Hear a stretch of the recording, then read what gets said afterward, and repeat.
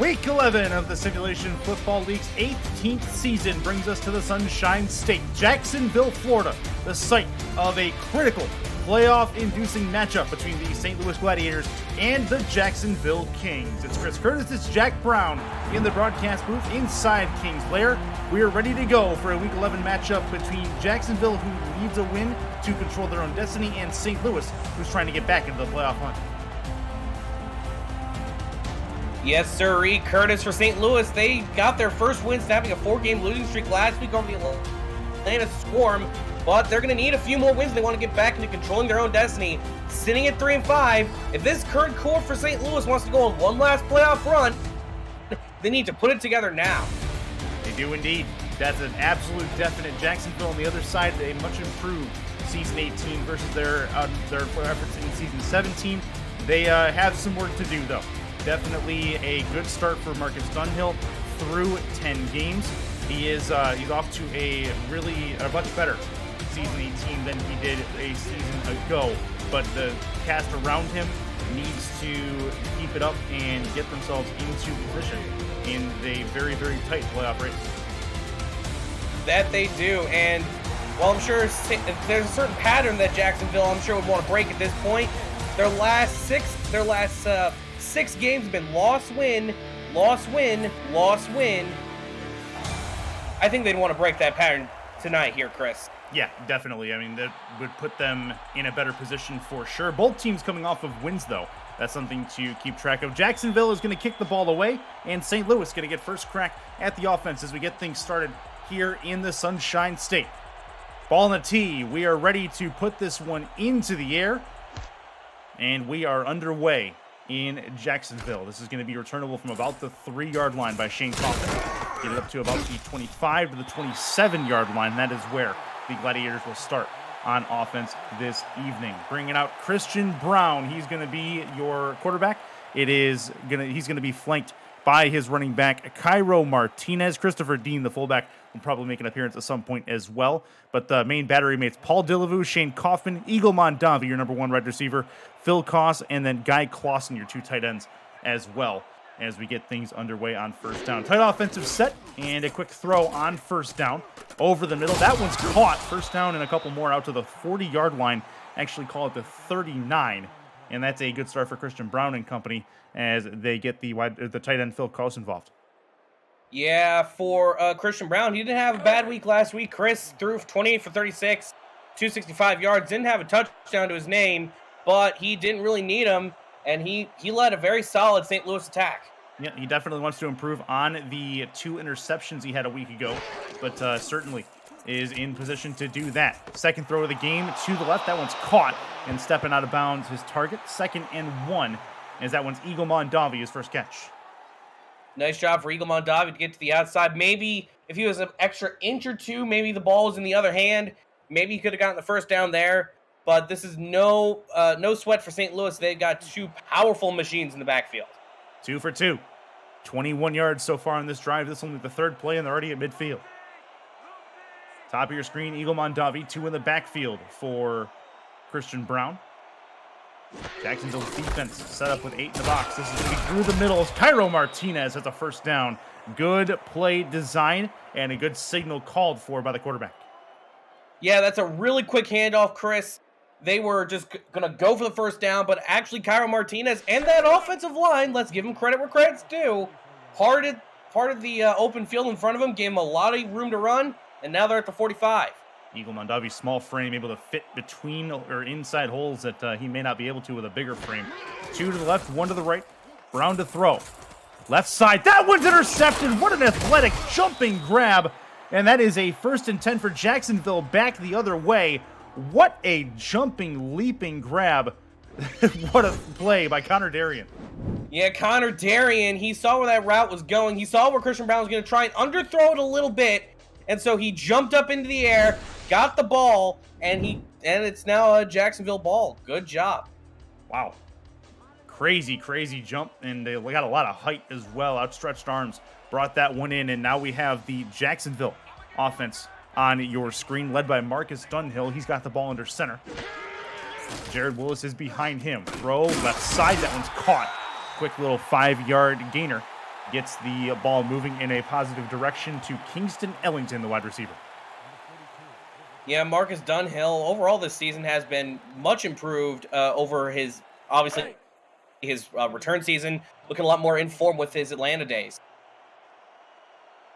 3 to the right. Willis is behind him. 5 on the line defensively for St. Louis. Let's see how many they send. Looks like one drops back into cover. Deep over the middle of the field. That one's caught. Down to the 30-yard line to the 29. And a nice grab, great route run by Grayson Willis as he brings that one home. That's one of those moments, and this is one of the most fun parts about being a wide receiver, especially if you're Grayson Willis. You can be proactive on the play. You can make the secondary member second guess himself, and that's a big play for a big first down. Under center again. Very efficient drive. Couple of big plays. This is going to go to Jared Willis. Willis in the backfield does get positive yardage and gets taken down after a quick 3-yard gain. And that's something that St. Louis is going to have to bottle up, is that swing pass to Jared Willis. He's been a major asset for them in the passing game this season. Yeah, he's basically the league's Swiss Army knife, where he can definitely hurt you up the middle, but also those swing passes, he's one of the best at them in the SFL. 3 to the right, 1 in the backfield as well. 6 in the box defensively again for St. Louis. Looking to throw it. Big drop back thrown. That one's intercepted and back the other way again. 2 drives and 2 interceptions, 1 for each team. And St. Louis turns the ball over again. That was a little bit of a questionable throw there from Marcus Dunhill. The St. Louis defender, I think that is number 22, David Leathers, was just sitting on the route the entire time. I was surprised he threw it that way. Kind of seemed like he was trying to force something that simply was not there. Defensively, a big game early for both rosters. 2 offensive drives, 1 for each team, and we have 2 interceptions to work with here. Christian Brown back under center. Right offensive set. And he's going to try to move out of the pocket. He's going to get hit hard. He is absolutely speared at the 18-yard line. And a 2nd and long coming up here as the defensive line gets to him. Couldn't find anything downfield, couldn't figure out anything to do, and he couldn't move out of the pocket in time. That's going to be a sack 9 times out of 10 here in the Simulation Football League. Under center, Christian Brown. 2nd and 16 to try to make it a little easier on himself. Thrown, a little sidearm action as he brings that one over the middle. Caught and brought down at the 26-yard line. So that certainly makes 3rd down more manageable and opens up the playbook for St. Louis. Yeah, you certainly have more in mind for a 3rd and 7, a typical 3rd and long, than you do for a 3rd and 14 or 3rd and 15. Expect a little bit of a deeper throw, and look at that. It's Jacksonville playing a little bit more off the line than they usually do. Phil Koss on that catch, and 5 wide on 3rd down. Looking to throw it. Thrown over the middle. That one's picked off again. This one's returnable and actually caught from behind out to the 34-yard line. And another big one for this one, the linebacker. It is Martin. It's funny there. Martin almost looked like a wide receiver in and of himself. I was kind of mentally processing it as a St. Louis first down, but it was a turnover and 3 drives, 3 picks from these 2 quarterbacks. So far, not a great start. Yeah, I mean, other than the 2 interceptions, Brown is perfect today. 3 for 5 total with 2 interceptions. Now it is Jacksonville's turn, and they're already in field goal range, winning the field position battle from this turnover fest early in the first quarter. 4 wide. Chance for Dunhill to the right. That one's thrown and caught. 5-6-yard gain out of bounds at about the 18. It'll be 2nd and a couple as Jack Wall brings that in. Nice job. Keeps the ball moving. You know, they don't need to go too crazy. They are, as you said, in pretty comfortable range for a field goal. Opportunity looming 2 to the right. Handoff for Jared Willis. He's going to get bottled up right at the line of scrimmage. Goes absolutely nowhere. 3rd and 5 coming up here as he loses a yard. Nice job there by the St. Louis defense, just plugging the holes and making so that there was no opportunities there. Mike Bellot on the tackle. Jacksonville with takeaways number 24 and 25 today. They entered the league in the top 10 and 8th position coming into week 11. They're in a spot here where they can maybe take advantage of this one. This one's going to be a pump fake. Thrown on the run. Cross body and another interception. This one is returnable. Back the other way and hit hard at the 30-yard line. And Marcus Dunhill has thrown his second pick. 4 drives, 4 interceptions, 2 for each offense. Marcus Dunhill trying his best to do his best Matthew Stafford or Patrick Mahomes imitation. Does not work out from that time, though. Ball was way off the mark. And St. Louis punishes them and is taking it the other way.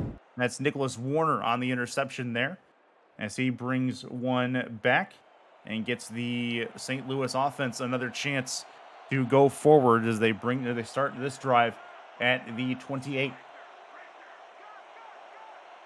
2 to the left, 1 to the right for Christian Brown in the gun. Thrown on the run, nearly intercepted again.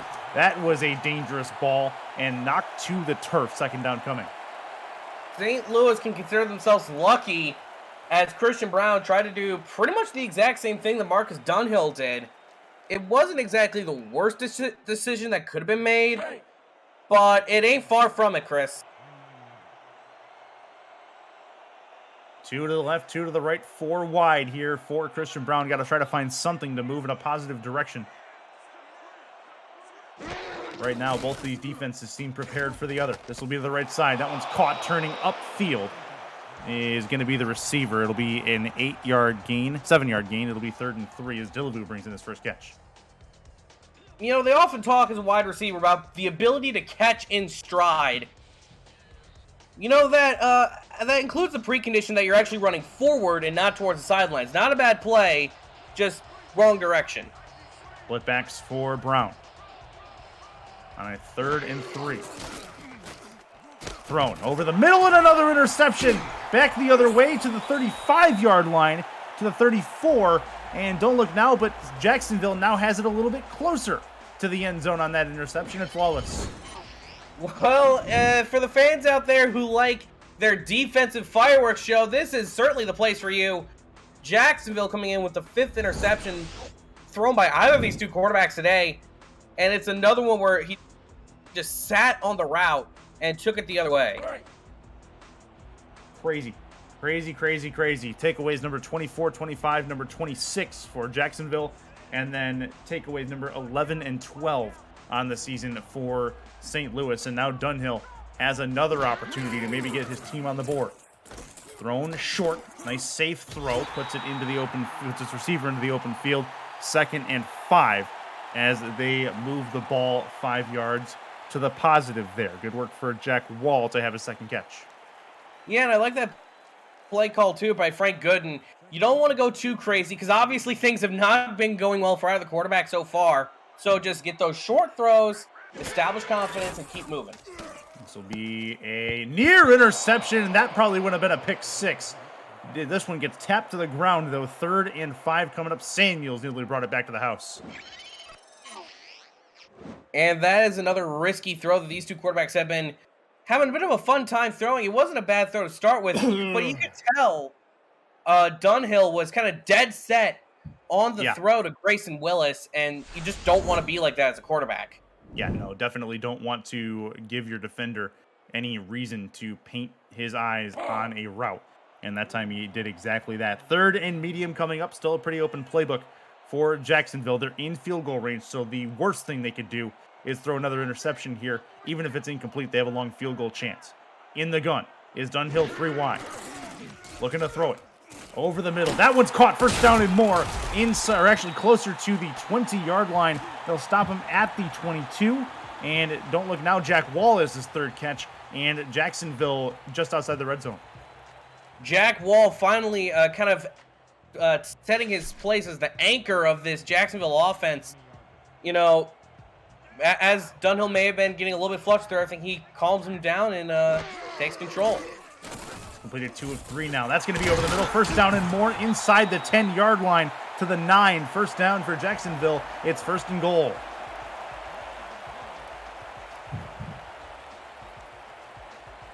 That'll work. Jack Wall able to bring that one in, his 4th catch, and now with it being 1st and goal, it's been Jack Wall's drive, to be honest with you. He's been the MVP of this drive by any measure, and he's looking to maybe help his team get the ball in the end zone for the first time today.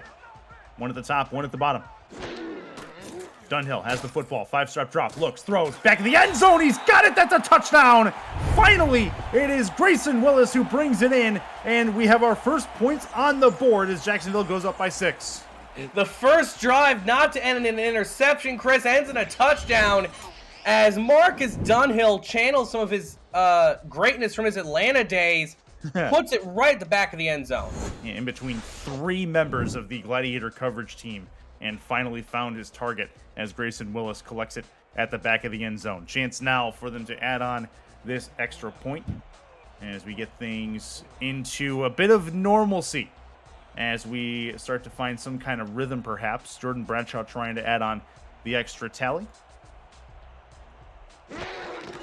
Snap good, hold good, kick up and on the way. It is up, and it is through. So after 5 offensive drives and 5 interceptions, the 6th one is good for a touchdown for Jacksonville this time, as they will give the ball back to St. Louis and Christian Brown. Yeah, it was a good drive from Jacksonville. I think that really calms the nerves of the crowd here in Duval. Just was a simple, constant momentum of Marcus Dunhill to Jack Wall. Not really much to complain about there. No, that was pretty good. That was pretty good. Jack Wall, clearly your MVP of that drive. This will be Shane Kaufman from his own 2.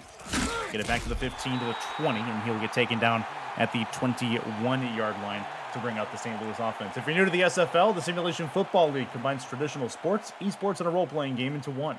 Team strategies are being executed in real time by our simulations as real-life players compete on the virtual gridiron.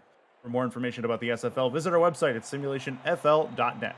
The SFL, we put the fan in fantasy.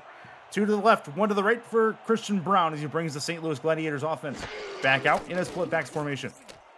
Thrown deep over the middle. That was a diving attempt, and unfortunately it will hit the ground harmlessly, as it will be 2nd and 10, but a good effort nonetheless as they couldn't bring it in. The philosophy there was pretty clear, Curtis. Just try and get the ball as deep downfield as possible. And it wasn't exactly a bad throw. It just seemed to be that the intended receiver got caught up on the defensive back and, had to make a diving catch. Those are probably about 10 to 15% chance you're going to get those. Yeah, that was close. That was close. It's tight offensive set for St. Louis. Looking to throw it again. Brown moves up in the pocket. He's going to get taken down from behind. That's a sack that will lose them a yard. 3rd and 11 coming up. 2nd sack of the day for Jacksonville. Christian Brown might have just been able to, had he taken an extra step and a half, been able to take off with the ball himself and get some decent yardage. But unfortunately, he stays back too long, and so they're on 3rd and 11. Jacksonville crowd getting loud, trying to will their team to a stop. It gets to get them some momentum. 3 to the right, 1 to the left. Brown to throw it, looking to take some time. Throws short on the cross and finally gets the completion, but not enough for the first. J.R. Lawless comes up to make the hit to end this drive effectively, and a punt is upcoming. Yeah, it seems to be that had they not lost that yard on the sack, they probably would have actually gotten the first down. He had a little bit of room in front of him. Sure, he was a few yards short, but it wasn't a bad play at all. And so, for the first time today, we're seeing a punting unit. Yeah, that's something we don't see every day, at least in this game, at least. This will be a punt from they're on their own 28, so lined up at his own 12 is the punter. Kick is up and gone over the midfield stripe. Back and returnable. And not much past that, as this will be stopped at the 33. So back out comes the Jacksonville offense. As they finally got rid of the interception bug on the last drive, they'll look to maybe go up 2 scores here, depending on how everything fares. Yeah, they'll definitely want to extend the lead they have. They're not doing that horribly either. And if they can keep that rock going of that simple Dunhill to wall connection, I think that they could be in store for some more points. 2 to the right. Jared Willis is behind Marcus Dunhill. They'll go his direction, put him in the open field. Tries to spin. Didn't quite get the angle on the spin he wanted. 5-yard gain for Willis. Good job by the defense to make the open field tackle. Yeah, but the downside, though, for St. Louis, that is a perfect on-schedule play for the Jacksonville Kings, and so they can keep everything as planned. As for Dunhill, work the ball upfield just shy of the 40-yard line. Looking to throw it. Oh, he's going to move up in the pocket. The ball was thrown as he got hit. So no sack on the play, but a nice interruption there, making it 3rd and 5. Yeah, it just got right into Marcus Dunhill's face at the proper moments. And so for St. Louis, they're forcing a third and medium situation. Although for Jacksonville, I don't think the play call is going to be that different. They're in the gun now. Dunhill with Jared Willis to his right. 2 to the left, 1 to the right. Looking to throw it. Throwing over the middle. That one's caught. And a first down and more. And I do believe that might be Jack Wall again in his office in the middle of the field. That it does seem to be. We were talking a little bit before, Chris. This is what Jacksonville likes to do. They like to work the tight ends. They like to work it over the middle. Although I would like to see them incorporate Talon Steele a little bit into the offense. We were talking before the game. They kind of like to balance it out a little bit. But right now, it's all Jack Wall. Go with the hot hand. I guess is what the thought is there. Dunhill throws it and nearly got picked again. That was to Kingston Ellington, and he hits the turf harmlessly. But that very well could have been 6 points back the other way. Yeah, talking about the hot hand of that St. Louis corner, just diving in on the play. If he was a little bit more set, that would have been a pick 6, but still not a bad play at all. Makes it 2nd and 10. 2nd and 10 indeed. Is under center is going to be with Dunhill one more time. 4 on the defensive line. The rest in coverage looks like for St. Louis. Unless they're masking a blitz, which they are. Run blitz here. Jared Willis is going to get hit hard. That's a great defensive play to mask the blitz. Then they send him. 3rd and 12 coming. Yeah, those delayed blitzes can be deadly. You know, you got to give the quarterback that little bit of sense of false hope. You know, you find the hole in the offensive line because they'll generate it for you if they don't think the blitz is coming. And then you go in and you go for the kill. 3rd and 12. 3rd and long coming up here for Dunhill. That kind of limits the playbook a bit. 3 to the right, 1 to the left. Looking to throw it. Thrown deep, right side. That one's caught. First down and a whole lot more inside the 35 to the 33-yard line. They'll say 34, but the Jacksonville Kings moving in an offensive set. That one is for Kingston Ellington, his 2nd catch. You can almost see it here. Kingston Ellington just slowing down that little bit. Just about a half second before the ball gets to him. Makes the defender kind of overshoot the play, and he gets a massive gain. And so Jacksonville stays cooking. Nice work so far from the Jacksonville offense, finding a rhythm. A rhythm that St. Louis still hasn't found to this point. This will be to Willis to the outside. Has to try to break this, not going to work. 3-yard gainer makes it 2nd and 7. They're firmly in field goal range. And so they can kind of calm down and relax, start to move the ball in smaller spurts if need be. Yeah, they don't need the big plays right now. You know, a field goal would put them up 2 scores. And that'll give us the end of the very fast-moving first quarter of play. First quarter that saw 5 interceptions. And it's 7-0 Kings. This is the SFL on Twitch presented by APM Music.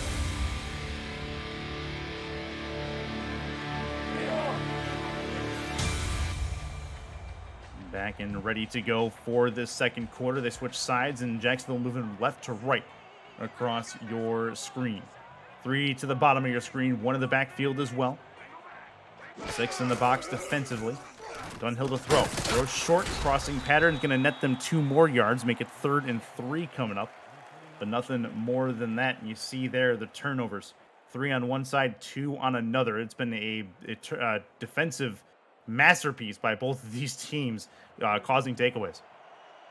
Yeah, just constantly keeping things shut down. And for Jacksonville's side of the ball, they haven't faltered a bit. Shake Carroll on his first catch there. Jared Willis stood up at the line of scrimmage, and St. Louis is going to get to him. That's one thing that St. Louis has done very well. They've bottlenecked Jared Willis in the run game so far today. Samuels comes up to make the hit. Yeah, Jared Willis, he actually is in the negative rushing yards right now. Hasn't cracked a single positive yard so far. And for Jacksonville, they're going to have to kick it. From the 26, so we're looking at a 43, maybe 44-yard field goal from the left hash. Kick is up and on the way. It is up, and it is through. 0 issue there, as that one will find the back of the upright. Good work as Jordan Bradshaw makes it a 2-score game. Yeah, that was a good drive there from Jacksonville, and a very smart ending. You know, not going too crazy. They don't need to, do much to go up 2 scores. And you can already kind of feel it, a certain sense of confidence in Jacksonville that St. Louis's offense is not cut out. And we'll see if there's still plenty of time. Still plenty of time. but you can feel the confidence. This is going to be back to Shane Kaufman, returnable from about the 3. Brings it out to the 20, left of the 20 to the 25. Going to break through another tackle, try to burn the outside, and he'll get taken down after a nice return at the 28-yard line. So decent field position to start with for St. Louis as they bring back out Christian Brown and company. Christian Brown 5 for 10 so far, including those 3 interceptions. Otherwise, he'd be 5 for 7, which would look a whole lot better. And your leading receiver right now, Phil Koss, the tight end, with 23 yards on 2 catches. See what they can do on this drive. First one of the second quarter for the Gladiators. Looking to throw it. Brown, plenty of time, puts it over the middle, and that one's intercepted. 4 interceptions so far in a return back to about the 44-yard line. They'll say the 43. Safety's coming up to make the play, and I can't tell you who that ball was targeted to as Stuart Zamilia brings that ball down. Yeah, it seemed to be that the route was designed to be for kind of a short to mid-distance play, but Christian Brown just threw a long bomb. That was a really questionable throw, Chris. I'm surprised he went for it.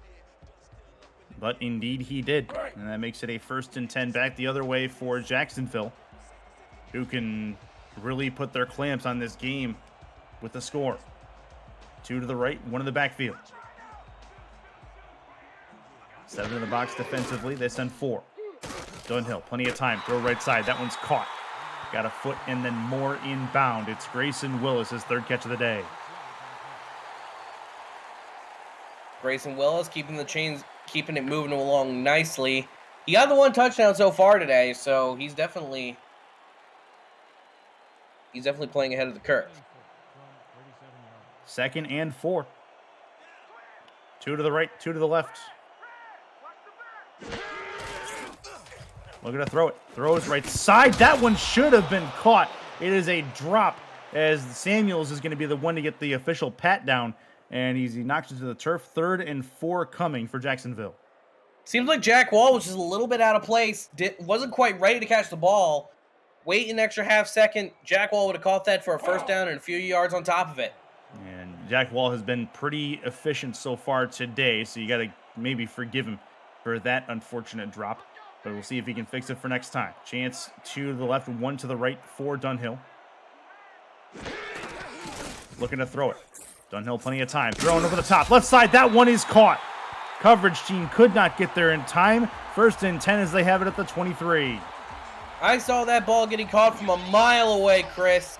Marcus Dunhill knew that he had gotten open, and even if there were a couple defenders in the area, there were no way they were going to reach up there in terms of and match the height. So it is 1st down, and Jacksonville once again in the red zone. Shea Carroll on that grab. His 2nd one of the day, I do believe. That's going to be a chance top, or 1 to the left, 1 to the right for Dunhill. Thrown short. That one's tipped and nearly intercepted as St. Louis can't bring that one in. That is an opportunity gone by, 2nd and 10. Yeah, just simple pat down, not too much to do on that one. And for Jacksonville, they're going to have to dig a little bit deeper into the playbook. Ralgar Law's 2nd pat down of the day so far. Chance for Dunhill. 2 to the right, 1 to the left. In the gun. As Willis to his left. As the football. Quick drop. Letting routes develop. Thrown right side. That one's caught. 1st down and more. Inside the 10 to the 6-yard line. They'll say the 7. And Kingston Ellington has 4 grabs today. That's his 4th. I like to get into the outside as Nicholas Warner was able to make what was essentially a touchdown-saving tackle. You see that route a lot in the SFL, where they just aim for the target. They don't go for a lot more, but they can be dangerous as if there isn't a defender placed there, it'll go for that much greater amount of yards. Pretty deep and efficient drive for Jacksonville at this point. 5 plays, 37 yards, but they're taking some decent time off of this clock. Jared Willis runs on a spin, 2 spins, but he's going to get bottled up at about the 3. 2nd and goal. Nice run, good effort after first contact. He gets taken down. Yep, keeping it moving forward as it's 1st and goal, and they're already up by 2 scores. You don't need to go too fancy. The end zone's right there in sight. 2 to the right, 1 to the left. Looking to throw. Over the middle. That one is caught. That's a touchdown. And wouldn't you know it, it's Jack Wall, after all the catches he had earlier, finally gets one in the end zone. I'm surprised St. Louis left that part of the field wide open.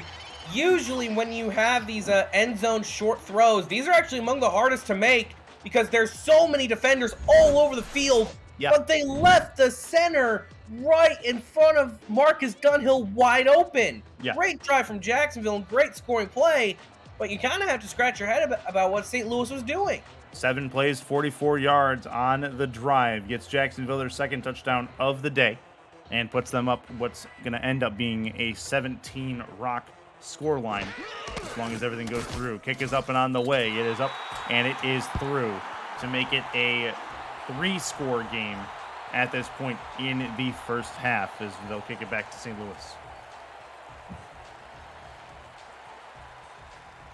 Shane Kaufman back deep for the return again. Jacksonville capping off a very nice drive with a Jack Wall touchdown throw, or Jack Wall touchdown reception. And Bradshaw has it on the tee to kick it deep.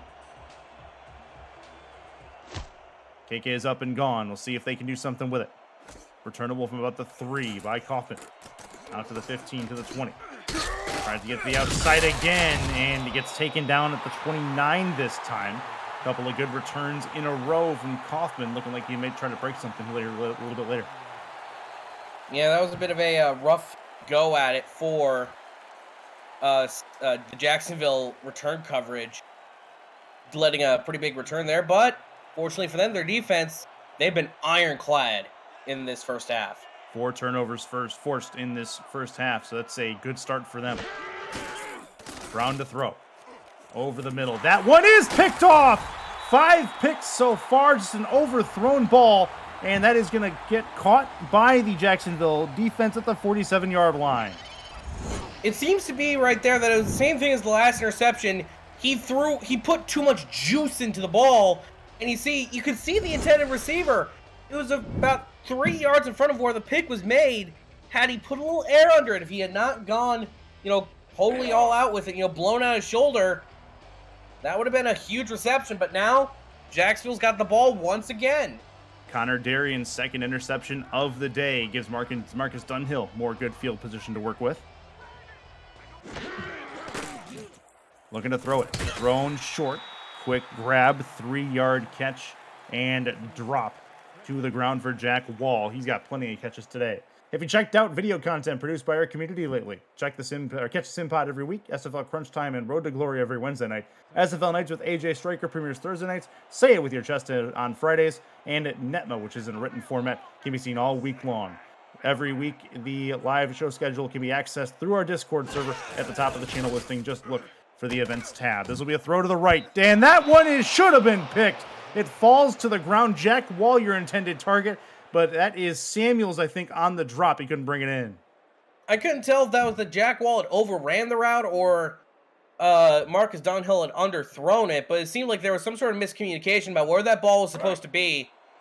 And luckily for Jacksonville, it falls to the ground incomplete, and it's 3rd and 7. And that was actually Nicholas Warner who brought that one, nearly brought that one in for another interception. Dunhill in a 3rd down situation, 3rd and 7. 3 to the right, 1 to the left, looking to throw it. Thrown over the middle. That one is incomplete. It'll hit the turf. And likely a punt for the first time. Jacksonville incoming as Colin Douglas comes up to make the play. Yeah, that was a nice one from Colin Douglas. He's currently, I think, 2nd most all time when it comes to pat downs. That's another one to add to his resume as he's looking to close in on the top spot. 4th and long equals a punt. It'll give St. Louis back to the football, but not before Jacksonville tries to pin them deep. Jacksonville, no mercy from them so far in this first half. This will be kicked high and wide to the left. It'll bounce towards the 2 and into the end zone. They're going to say St. Louis has it at the 20 as they run it into the end zone. That's a bit of a mistake. Yeah, the gunner on the play just was a little bit too feisty, bit down a little bit too hard on the ball, and just ran it in. Could have just easily stood there and picked it up. Could have pinned him down at the 5 or the 4. All right, 1st and 10. First and 10 for St. Louis. 2 to the left, 1 to the right.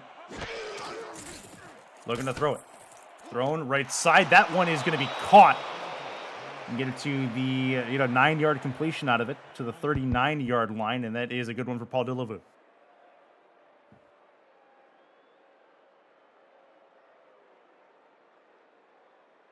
So a 2nd and 1 upcoming. Getting St. Louis moving in a positive direction is the goal. Tight offensive set, split backs. Looking up to hand it off. That's going to be through the middle, and I believe wow, they didn't give him the first down on that. I thought for sure he got there, but it looks like 3rd and inches right at the moment. Yeah, that's a little bit of a bad spot there, but for St. Louis and Cairo Martinez, this shouldn't be that hard to gain the few inches needed. You'd think, but we've seen weirder things. R62 puts it there. Tight offensive set. Maybe they'll go back to Cairo Martinez. They do not. Put it in his hands in the open field, though. He'll get the first down and more. Tries to break the edge and gets lit up with a clothesline at the 40-yard line. Pin him. That's 3. And that would have been a crazy sequence. But either way, 1st and 10. Cairo Martinez doing his best Jared Wilson impression, and dare I say, at least on that one play, he did better than Jared Wilson's done it all game. Yeah. Just a wide open field in front of him. No one there, and he gains a lot more yards. It was a little bit of a misdirection on the play, and it works out to St. Louis's advantage. 1st and 10. 2 in the backfield. Brown to throw. Thrown over the right side. That one's caught, trying to turn it back upfield, and does. Gets a 7-yard completion out of it. That is a good ball over the right side to bring that one in, and a very close chance for a good first down, possibly on 2nd down.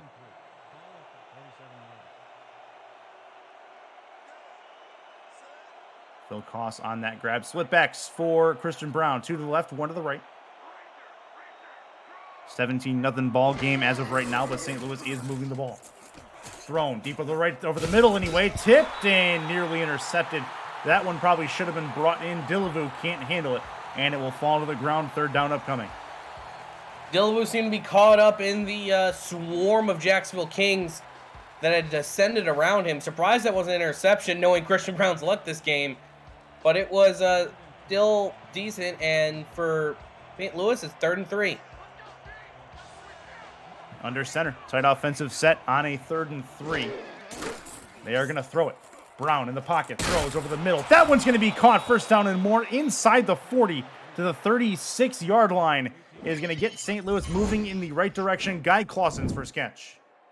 That's what we like to see. We like to see receivers catching the ball in stride and just, he got hit, but he got the first down. And for Christian Brown, who, as you can see, is not having that great of a night, that's one of the very few bright spots he's had. See what they can do. Tight offensive set again in the eye. Brown to throw. Puts it in the hands of his running back. Get it to a 2nd and 4. Good work there for Cairo Martinez in the open field, and a 2nd and short coming.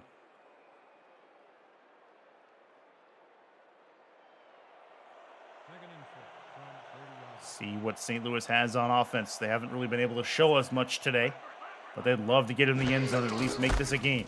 Handoff, Martinez through the middle. He jukes right and gets a first down and more. Just outside the red zone for the first time today are the Gladiators. Martinez just took the ball, and he knew where he was going. He had his eyes set for the first down marker. Picks it up too. And for St. Louis, they are for the first time today putting together a nice, successful offensive drive. And we'll see if success equals points for them at the moment. Another handoff to Martinez. This time he stopped behind the line. That's a big hit. 2nd and 11 after a 1-yard loss.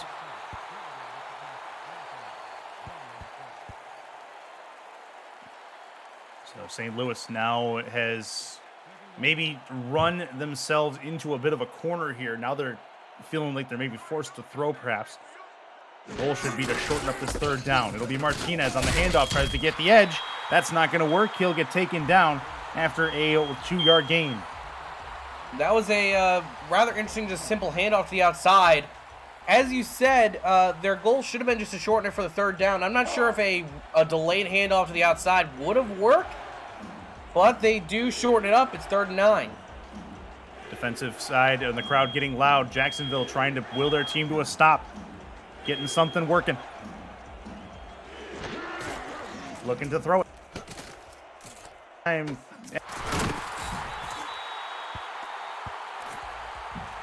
Just grabbed out of the air, and that is going to be a turnover for Jacksonville. That is Christian Brown's 6th, count it, 6th interception on this first half alone. And they're going to get pinned down at the 2-yard line. 1st and 10 for the Jacksonville Kings. Yeah, big time turnover again, and a 6th interception for Christian Brown. It does pin Jacksonville back fairly deep. See if they can get out of the shadow of their own end zone. 1st and 10 at the 3. Dunhill to throw, puts it in Willis's hands. Willis on one spin, gets out to about the 9. That's good work in the open field, gets them something to work with, and it gets them in a comfortable spot where they're not looking back at their own end zone. Yeah, that's really the only goal that you should have on those first downs where you can see the shadow of the goalpost right overhead. Just make sure that you get a little bit more room, because realistically, 7 or 8 yards, you can really do whatever you want. That's the outside. 1st down and more as Jacksonville gets another nice catch over the left-hand side. They move the chains once more, and the crowd loves it in Jacksonville. Yeah, this crowd overall, though, is having a pretty good night so far. Up 17-0 over St. Louis, looking to extend their division lead. This should be the final play before the 2-minute warning. 2 to the right, 1 to the left. 6 in the box defensively for St. Louis. Dunhill to throw. 7-step drop, deep over the middle. That one is tipped and incomplete, as that one will bring us to the 2-minute warning. 120 seconds left to the half. It's a 17-0 scoreline with Jacksonville on top. The SFL on Twitch presented by APM Music is on the air.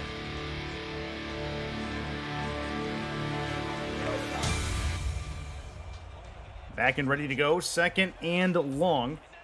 Coming up here for Jacksonville, they're working from their own 15-yard line, which is a far cry from where they were at their own 3. In the gun is Dunhill, 4 wide, looking to throw it. Throws to the outside, puts Willis in the open field, spins past 1 on the 2nd spin attempt he does, and it'll be a 7-yard gain for him. 3rd and 3 coming up. Nice run, nice little catch and turns upfield.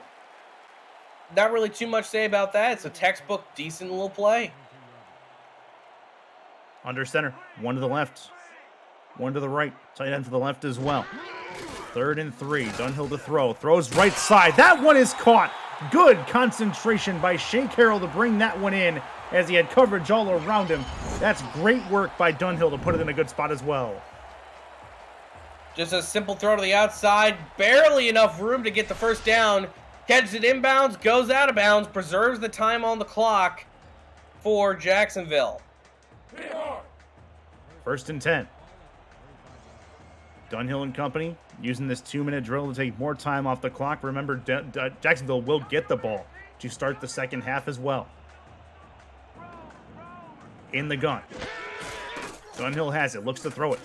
Plenty of time, thrown short, tipped, and probably should have been an interception. There's been 4 balls at least that defensive backs have not been able to bring in. Samuel's responsible for at least 2 of them that should have been picked the other way. Yeah, I mean, in a game where we've already had 8 combined picks in these 2 quarterbacks, there is a timeline where we very easily could have probably 12 or 13, and we're not even at the half. Yeah, the crazy, crazy numbers as far as that goes. On pace for 16 turnovers between the 2 teams today. 2nd and 10. Dunhill, plenty of time, thrown right side, caught, and stepping out of bounds to, make sure the clock stops is going to be Jack Wall. Wall nearing double-digit receptions in this first quarter. He adds another one here, or first half.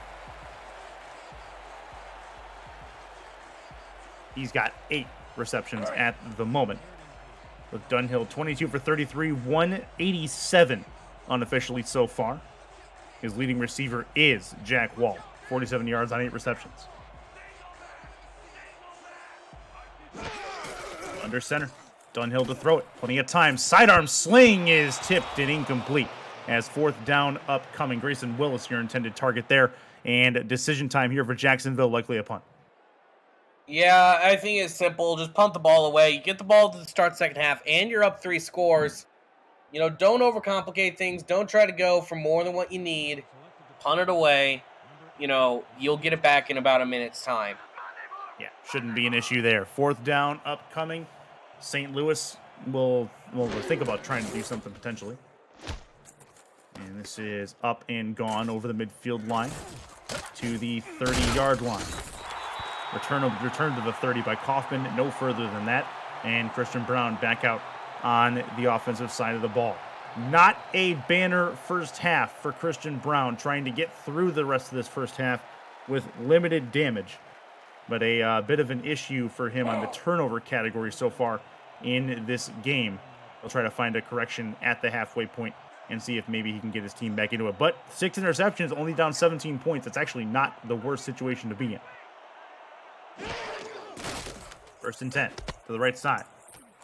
This is, oh, what a play. Out of bounds? No, he stepped out after the first down marker. What a play by Cairo Martinez on a crazy stiff arm to knock his defender to the turf. 1st and 10. Cairo Martinez just pushed over one guy, knocks over another, nearly gets through 3, and he may have to be called up for something. I don't know exactly what here in the 901 or for the 904, because he's done some crazy stuff. Bernard Gooden is the one who ate turf on that stiff arm, and he'll file that away for later. 1st and 10. Split backs formation for Christian Brown over the middle. That one's caught. 1st down and more to the 46-yard line. Gets there to the 47 anyway. Gets them moving in a right direction. Trying to go no huddle. Same formation. Throwing right side. That one's tipped and incomplete. And Jacksonville's on that play. Those quick outs all day long as that one's knocked to the turf. Yeah, that was John Martin. And you could see that was kind of a 50-50 play. Either he was going to get the batted ball or it was going to be a pretty big gain. Luckily for Jacksonville, John Martin was able to get the arm up, bite it down, and everything was good. Under center. Christian Brown in the tight offensive set. 2nd and 10. Handoff. Cairo Martinez goes to the hole. Big shoulder tackle. Gets his man to the turf. St. Louis will call their first timeout as they're at the 30-yard line. Chance to maybe get some points here to end the half. Yeah, they are now firmly within what could be right at the fringe of field goal range in scoring position for really the 2nd or 3rd time today. Now, the last 2 times that hasn't ended too well, but we aren't going to speak about that. 34 seconds left in this first half. They're at their own 30, or at the opponent's 30-yard line, so it'd be a 47-yarder from here for Beauchamp. Let's see if they can get something a little bit closer. Split backs. Brown to throw. Right side caught, trying to turn it upfield, and he's going to get launched out of bounds after a 7-yard completion.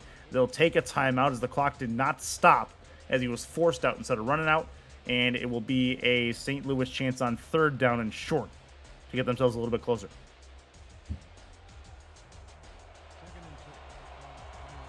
You figure you probably got to get the first down for them to take a shot at the end zone here. If they don't, then they're likely going to kick the field goal.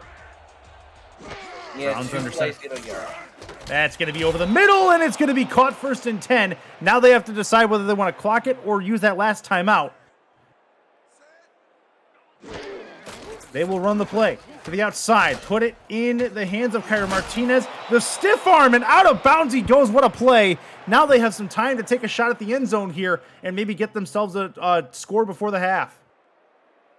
Yeah, they're very much knocking on Jacksonville's door. 13 seconds left.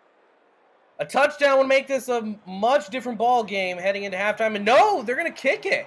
Interesting decision here. They're going to get it back to at least a 2-score game as long as this doesn't have any issues. But yeah, that's an interesting decision for sure. This will be from the 6, so it is a 23-yard chip shot left hash. Kick is up from Bobby Ray Beauchamp. It is up and it is through. with no issue. So that is going to put 3 points on the board for St. Louis, and they will have to kick it back to Jacksonville before this half comes to a close.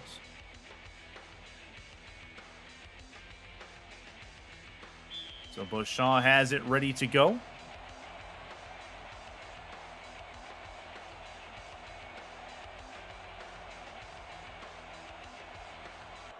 Back deep is Zachary Patton for the return, and he's going to get it right around the 3-yard line. Returnable to the 15 to the 20.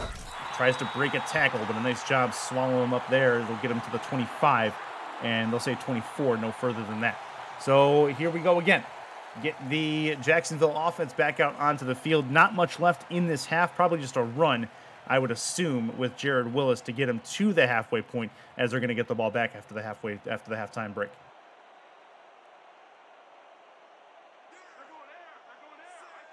Five wide, I say that, and then they bring out 4 wide, with one in the gun. Over the middle. That one's caught. First down and more, and they have enough time to heave-ho it if they so choose to do so. They call a timeout with 1 second left on the clock.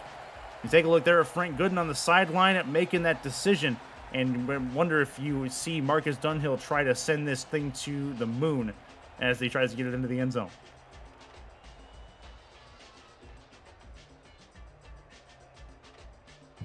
First and 10. See where they go with this. Looks like, actually, does not look like a Hail Mary. Looks like it might even be a run play just to end the half. Realizing he's a little bit too far away. And it will be.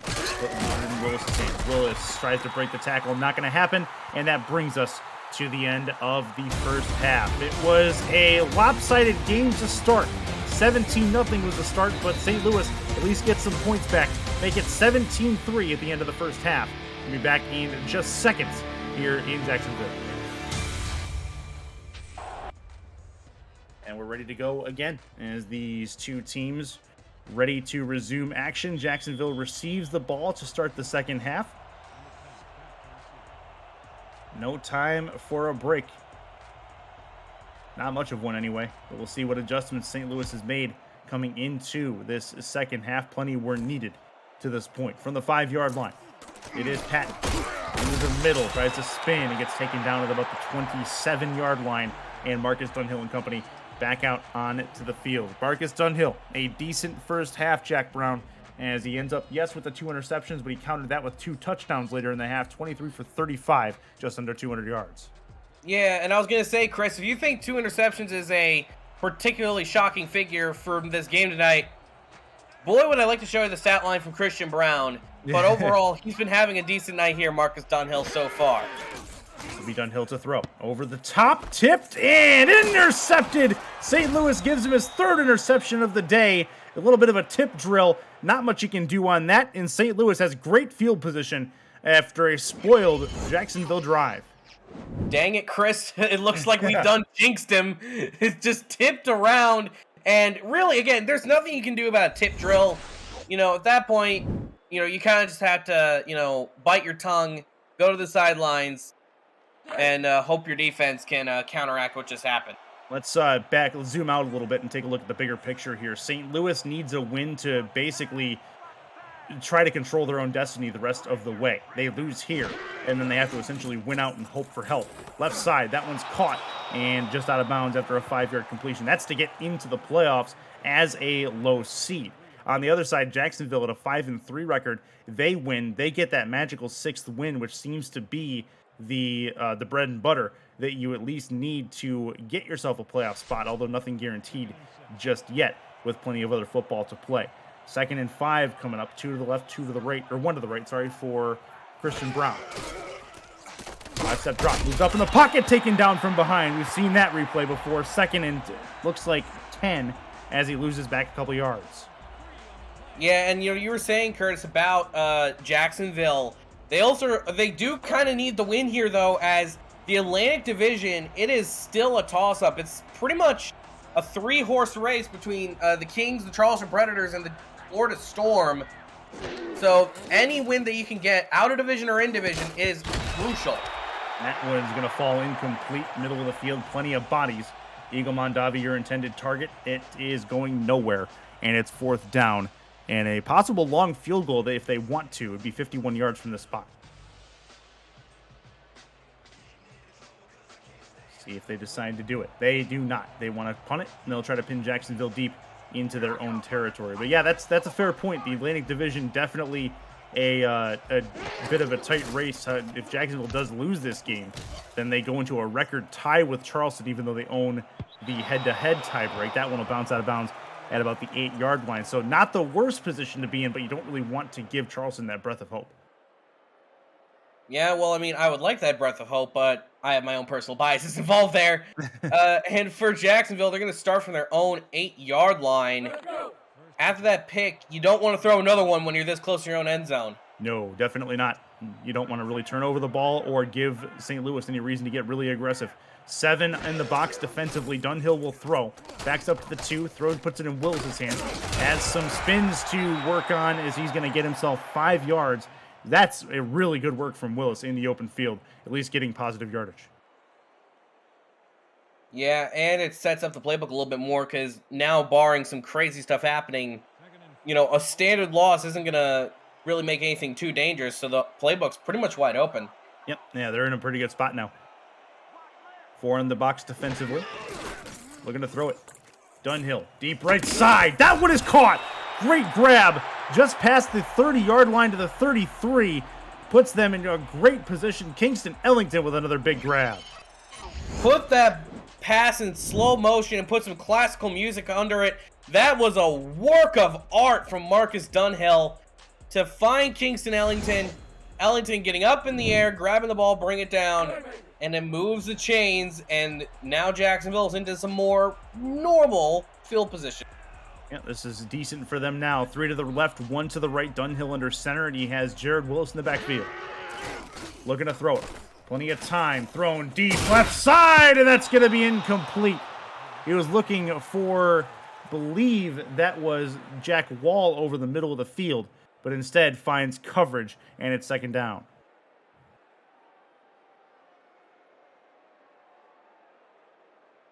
So 2nd and 10 for Dunhill and company. Plenty of time. All they need to do is kind of just will this clock away for the most part. The way it's going, 3 to the right, 1 to the left. Plenty of time. Thrown short. That one's caught upfield, and the ball's on the ground, but it goes out of bounds. They're going to call it a 1st down. Jacksonville fortunate that ball bounced out past the white chalk, and we're looking at 1st and 10. Yeah, that one didn't really have much of a chance of getting recovered either way, and St. Louis probably challenging the spot, I would say. I think they're saying he may have stepped out of bounds before the 1st down marker.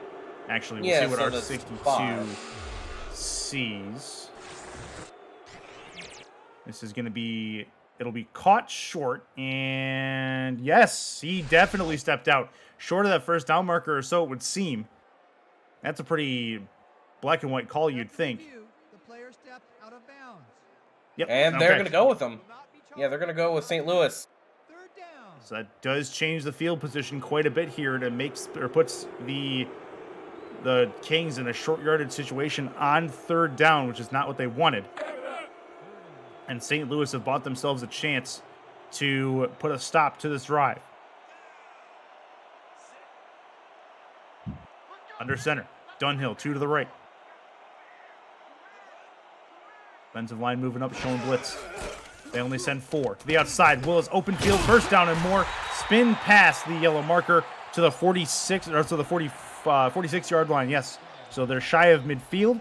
Good work. 1st and 10 as Jacksonville moves the chains.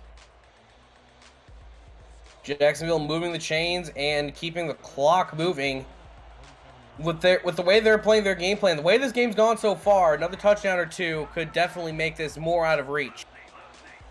Dunhill is in the gun. Willis to his left. Looks to throw it. Over the middle and deep. That one's caught. 1st down and more. That's an easy pitch and catch over the middle of the field to the 36-yard line. What a play for Shea Carroll, who has a few big catches today. Yeah, Shea Carroll, he's hopped around the league. He's been here, there, and everywhere. And he's definitely being in the right place at the right time on that play. Crossing midfield, crossing the 40. And for Jacksonville, these big plays just continue to swing their way. Dunhill's in the gun again. If it works, keep doing it. They haven't really needed to lean on Jared Willis in the run game very much, but he has been a pass catcher for sure. Looking to throw it. Thrown deep right side. That one's caught to the 10, 5 to the house. That is a Jacksonville touchdown, and you saw that coming. It's Kingston Ellington. The St. Louis defense has been playing aggressive. They've been biting down on pretty much every single play they can, and that time it backfires horrifically, and Jacksonville scurries in for the touchdown. 31-yard touchdown reception to Kingston Ellington, which caps off a pretty good drive from Jacksonville as they're going to add their 23rd point, now possibly their 24th. As Jordan Bradshaw comes in to maybe add that extra tally. Snap good, hold good, kick up and on the way. It is up, and it is through with 0 issue. So make it a 3-score game again, a 21-point spread with the St. Louis Gladiators down a bit, to say the least. Now they have to basically score on every drive from here on in and find some stops on defense. Yeah, because the way that Jacksonville's been looking, every time they've touched the ball, there's been about a 50-50 chance they'll score on the play.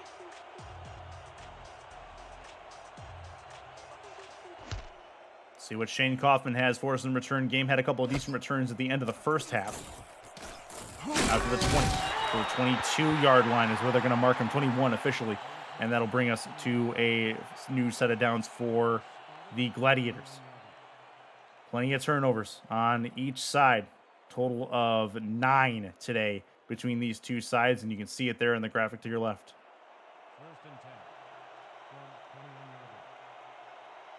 Nearly 10 as well. We had that fumble go out of bounds earlier. That would have been something. Tight offensive set for St. Louis. Looking to throw it. Swing ball over the middle. That one is caught.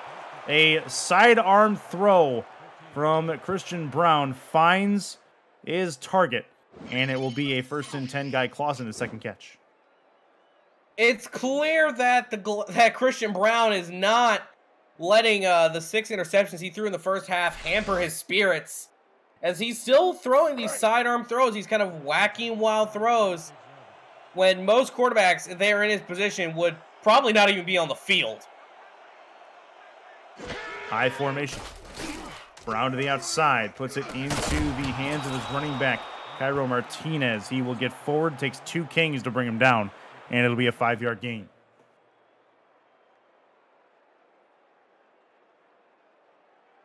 Cairo Martinez, one of the lone bright spots for St. Louis so far on offense, has a knack for knocking defenders to the turf, hence why they sent 2 defenders at him there. Talking about Jacksonville. In the backfield now is Cairo. Brown to throw it. Throwing floater ball over the top. That one is tipped and nearly intercepted, although that one probably should have been caught. A drop on that play as he couldn't bring it in. Yeah, it just seemed to be that the receiver couldn't get it quite with his fingertips, and it just tips around. Fortunately for Christian Brown, he gets a second chance on the drive. That was Phil Koss who tried to bring that one in and couldn't do it. Stuart Zamilia in the area on defense. 4 wide, 3 to the right, 1 to the left. On a 3rd and 5, opening up the playbook a little bit, maybe opening up the formation. Brown to throw. Quick inside. That one's caught. 1st down and more, just past midfield. And Christian Brown definitely finds a 1st down for his squad. Nothing doing there or actually this time Shane Kaufman on the offensive side. The classic all slants play, Chris. You see it a lot on 3rd down where it's just everyone goes over the middle. You know, they jam the middle. Someone's going to be open at some level. Christian Brown finds it, and it moves the chains. Offset eye again. 7 in the box defensively. Jacksonville looking like they're going to send some help, and they do. Oh, what a hit. Big time hit. Cairo Martinez lowers the boom and gets himself 5 yards after first contact.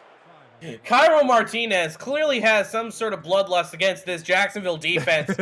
Just hammering guys left and right.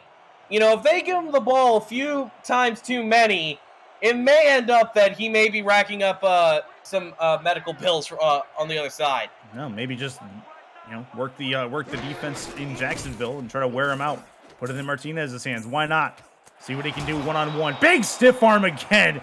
He is not going to be stopped until he's ready. That is out of bounds. He goes, though, 1st and 10, past the first down marker. This man has just decided that he's going to end plays on his own terms. No one else is going to tell him when a play ends. And that just proves it right there. Oh, the monster stiff arm. Can this man not be any more of a human highlight reel when it comes to physicality as a halfback? He's been very, very good at that. No doubt.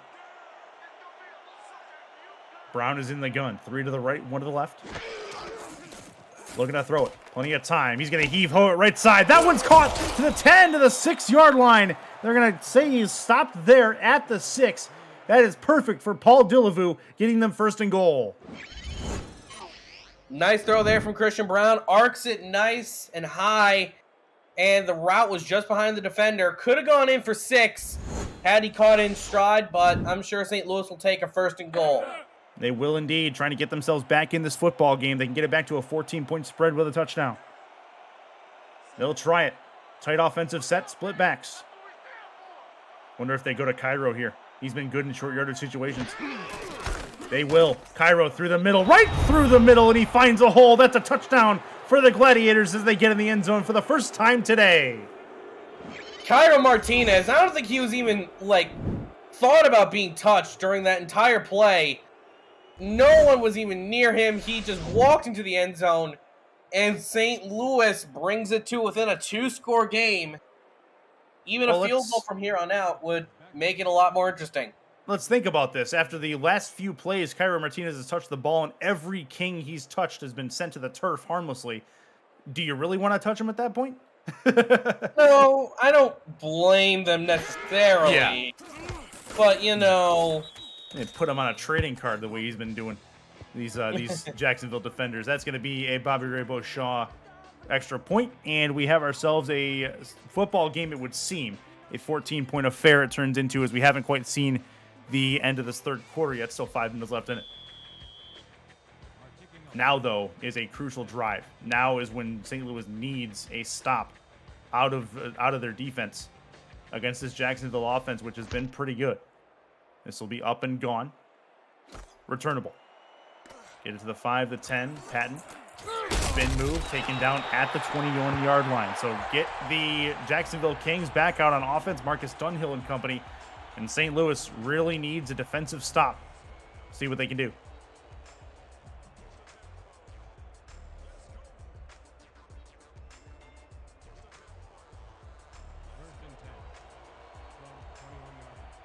Jared Willis not really been a factor in the run game. They've got 4 wide on 1st down. They've almost exclusively abandoned the run game at this point. Over the middle. That one should have been picked. A misguided pass. Looking for Kingston Ellington. Did not go their way. It's 2nd and 10. Yeah, they were lucky that one wasn't quite where they thought it was going to be, because had it been there, it probably would have been picked looking at the way that the play was developing.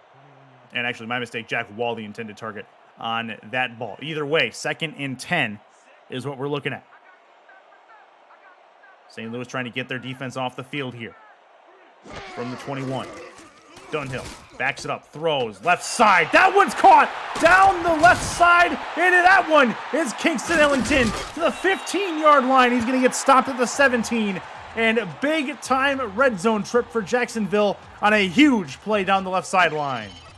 That was what St. Louis did not want to happen, but Kingston Ellington gets the outside. No one near him, catches it in stride, and then turns upfield. But that was the moment that this play grew bigger than it needed to be, was that shed tackle. Had that tackle been made, it would have been a decent gain, but nothing crazy. 62 yards to Kingston Ellington on that ball. Thanks to Declan O'Rourke and Stuart Zamilia on stats today, making us seem smarter than we actually are. 4 wide. Dunhill to throw it, puts it in Willis's hand, spins past 1, but gets laid out at the line of scrimmage. And that is going to be a 2nd and 9 coming up.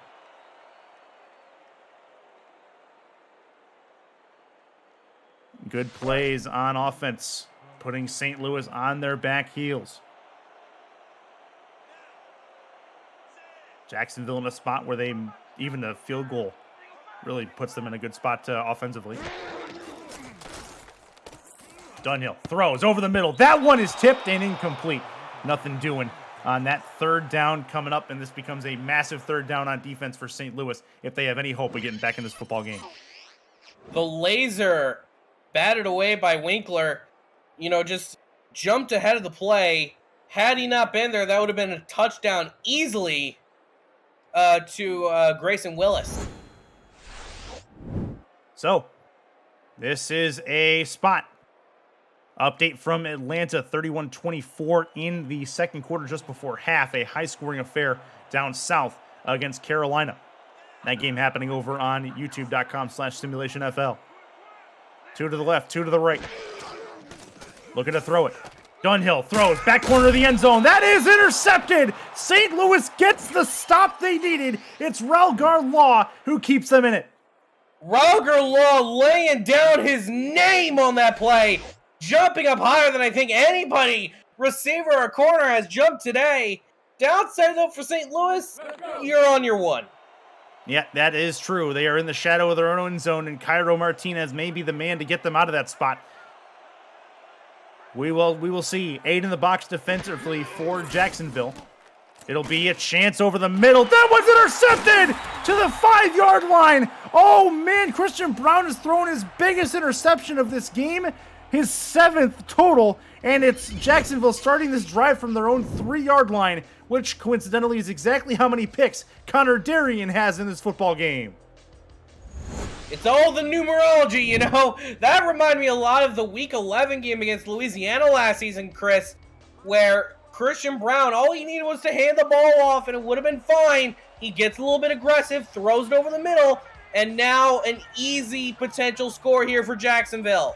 This could be huge momentum. Jacksonville may be able to put it away in the third quarter. Through the middle, it is Jared Willis into the end zone. That's a touchdown for the Jacksonville Kings. And, oh man, how the turns have tabled. Yeah, what looked like just about a minute and a half ago was a huge momentum swing for the Gladiators. Instead, it goes right back to the Kings, and they score a potentially 14-point swing on that series of plays, and Jacksonville is in a commanding lead. That is a big turn of events for the Kings. Defense immediately turning to offense. Jordan Bradshaw puts it up and through on the extra point. It becomes a 21-point spread once more, and St. Louis finds themselves in a very similar spot to where they were just recently.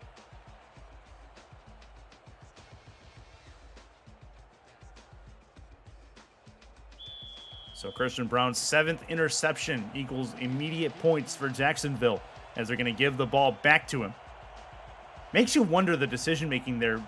Christian Brown throwing from his own end zone, and it wasn't a far pass. You wouldn't have really have gained much if that was completed. So an interesting decision there as this will be returned to the 25, maybe 26-yard line from Shane Kaufman.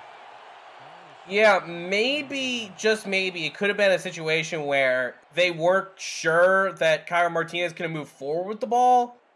But given how well they've been doing on quick handoffs, I mean, I don't think that would have been too much of an ask. I formation. Brown is under center. 1st and 10. The outside, that is an immediate hit just after the catch, and Cairo Martinez brought down after the catch in the backfield, 2nd and 11.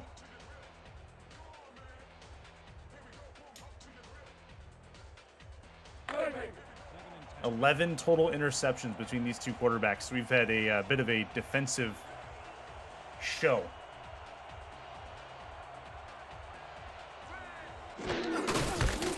Handoff. Cairo through the middle. Oh, big shoulder tackle. Another broken tackle. No, he's going to get taken down just past the first down marker. And that's actually the fullback who came up with the play. Good work there for Christopher Dean. First time he's touched the ball. Or second time. Every time a fullback gets a nice big carry, it makes a lot of people in this league happy. The fullbacks are kind of their own like little clique here in the SFL. And when you can use them effectively, they're a dangerous group.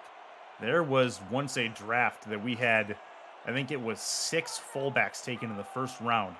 Season 14 draft, if I'm right. That will be through the middle. Cairo this time will get himself 6 yards, 2nd and 4 after that run through the middle. Number 27 with the tackle. St. Louis trying to work something out on offense here. Still not quite the end of the third quarter yet, so they still have a little bit of time, but they really need to stop trading scores with Jacksonville and start finding some leverage to get back into this football game. Tight offensive set and split back. And that'll be a chance for Cairo. Broken tackle. Just about made something out of nothing there. Make it 3rd and inches. Big 3rd down coming up. Simulationfl.net for links to apparel for Sector 6 and SFL mini helmets from 97 Sports Promotions, plus features from our content team, including Swap Talk, Power Rankings, What We Learned, the Read Option, and Talent Factories feature series. See all the league records, team stats, player leaderboards, the rankings of the next class of SFL talent, and so much more. Simulationfl.net, your home for everything SFL. And that is through the middle, 1st down once more for Cairo as they move the chains. Nice job there for St. Louis. Keep the ball. Don't go too crazy because obviously, they've had a propensity for giving it away. 3 wide. 2 in the backfield for Brown.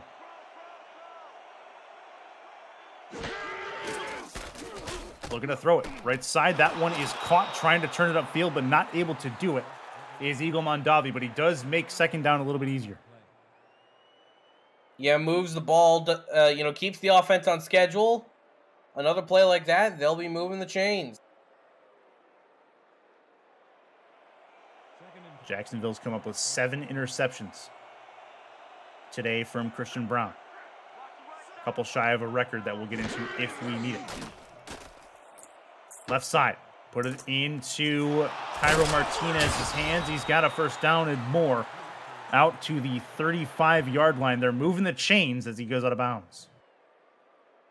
Yeah, that's what you like to see. Simple, effective plays. And Cairo Martinez, he has been pretty much the main highlight generator for this St. Louis offense. Easily the best player they've had.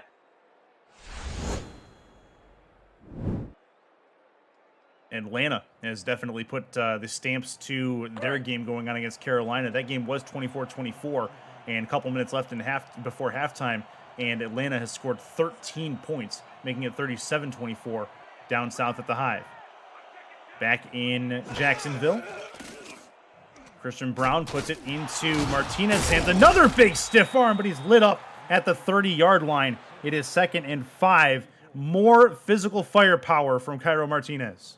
I think that's the first time we've seen in a very long time that Cairo Martinez himself got laid out instead of, causing several casualties along the way during a play. Still, though, Cairo Martinez, he's being big and physical. This is some good old Big Ten style football. This will be left side. Martinez in the open field has 2 Kings come at him. He nearly actually put himself in the middle there, but that is going to get us to the end of the 3rd quarter of play. 31-10. Jacksonville with a statement game, or so it seems, against St. Louis here at the start of the 4th. Put your 4s up. Put your 86s up. It's the SFL on Twitch presented by APM Music. Right.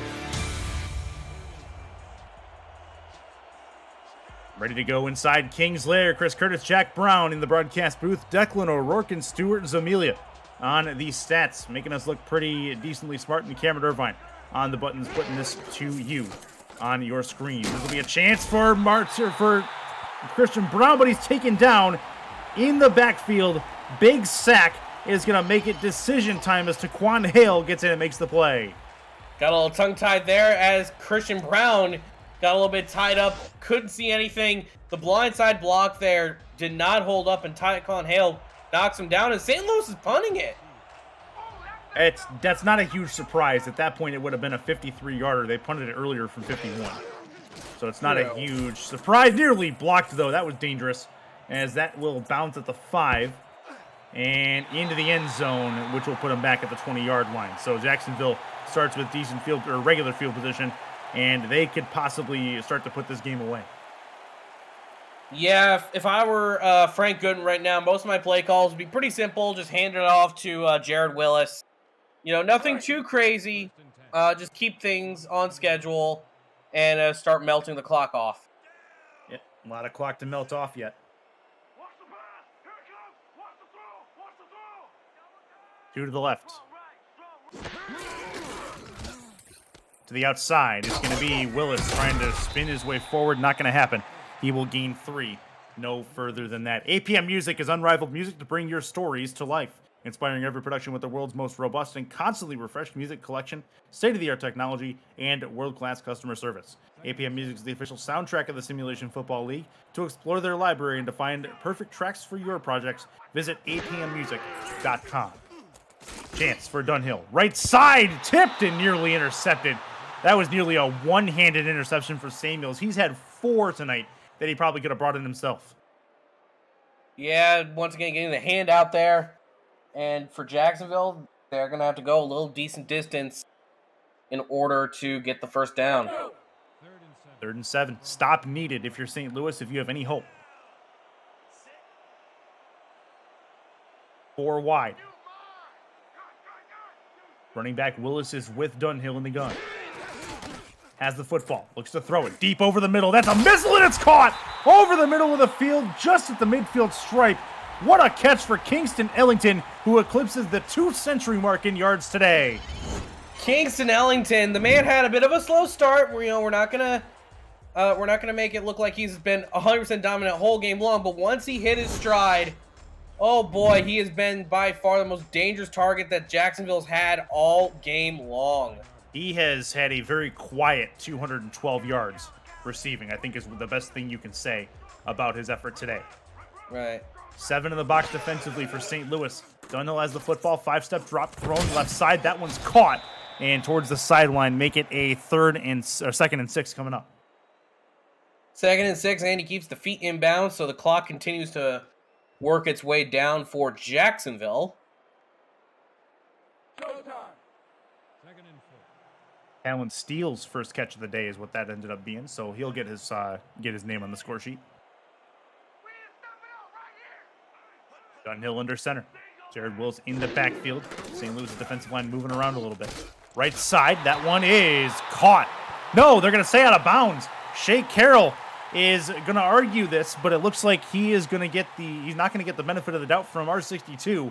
That is a 3rd down coming up here. Wouldn't be surprised if Frank Gooden throws the flag here. Wouldn't be surprised, but I also wouldn't be. Looks like they're just going to run the play. They're up by 21, and they feel as if they can comfortably get these 5 yards. Receivers are greedy, though. They want that yardage if they can get it, so he's definitely in Gooden's ear. This will be a sack upcoming, as St. Louis is going to penetrate the offensive line and get home to knock down Marcus Dunhill. 4th down coming in a punt for Jacksonville. That was a very slow-moving sack there, Chris. It felt like a good probably 3 or 4 seconds to knock down Marcus Dunhill. Shows how sturdy he is as a quarterback.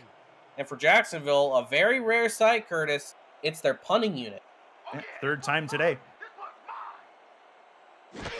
Not a lot on the punting side for Jacksonville. They will get this deep, and fair catch called for at about the 12-yard line from Shane Kaufman. They'll say the 14, actually. That's fine. And that'll bring Christian Brown back out onto the field. Moving right to left on your screen is St. Louis. They need points in a hurry as we come down to the last 8 minutes of gameplay.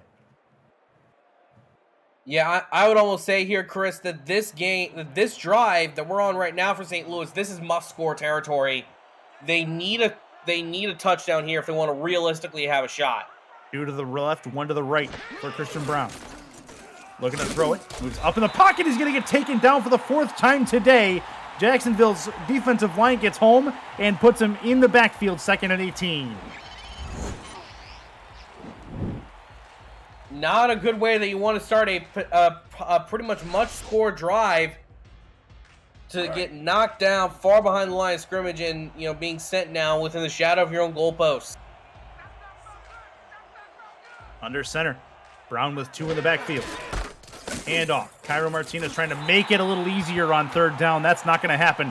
3rd and 16, it remains. And that was actually the fullback, Christopher Dean, on the attempt.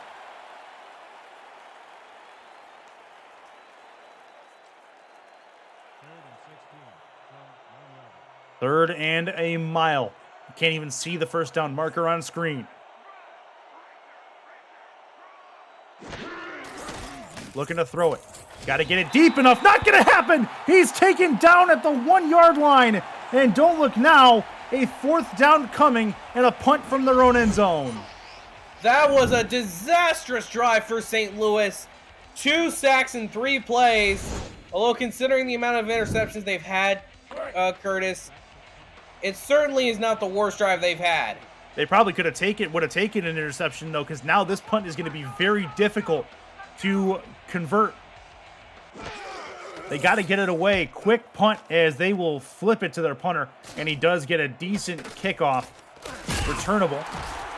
Good work from Patton to get it down to the 35-yard line as they have very good field position inside plus territory already to possibly put this game on ice.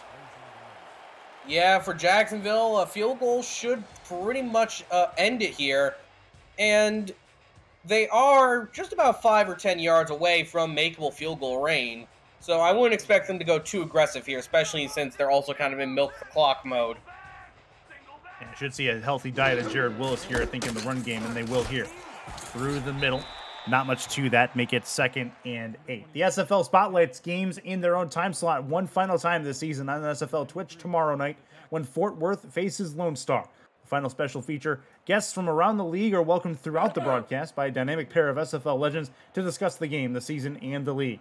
Don't miss out on the final Monday night special of season 18. That's right here, twitch.tv/SimulationFL is where you will find that. Under center, Marcus Dunhill. Looking to throw it. Thrown short, tipped, and incomplete. As that one will be a 3rd down. Upcoming, the linebacker comes up to make the play. So another chance for Marcus Dunhill to try to redeem himself. It's not like Christian Brown's been the only one throwing interceptions today. Marcus Dunhill has 4 himself. The nice part is his defense has been able to make up for that with forcing turnovers on their side.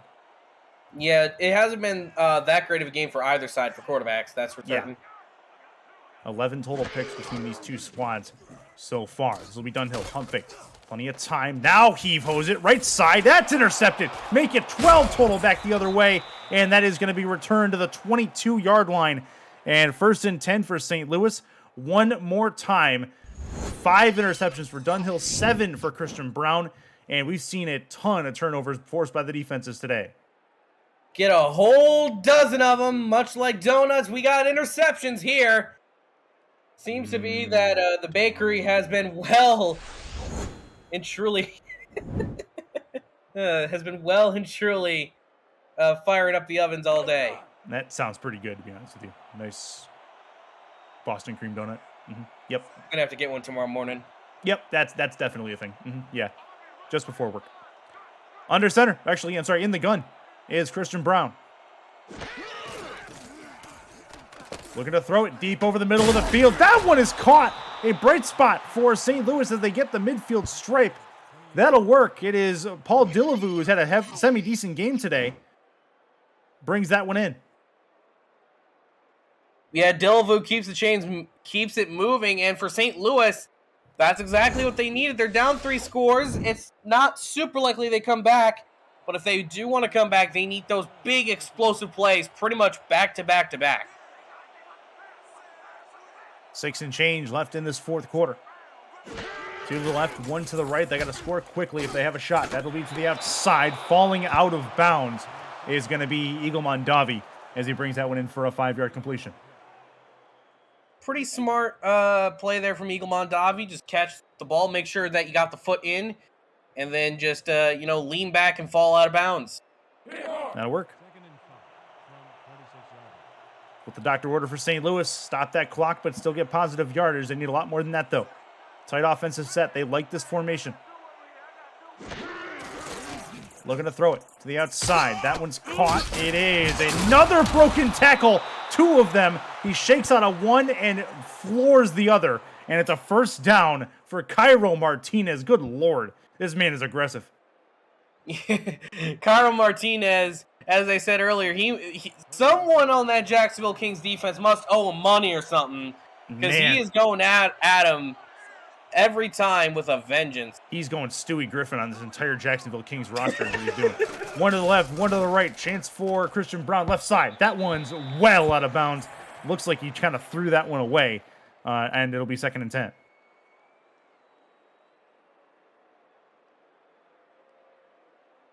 So 2nd and long coming up. St. Louis can't afford to waste too much more time. 2nd and 10. Ball at the 38 yard 5 wide. They know it too.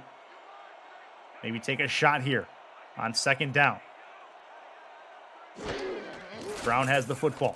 Looks to throw it. Moves up in the pocket. Thrown short and nearly intercepted again. But this one will hit the turf. Connor Darien nearly had number 4 in the day.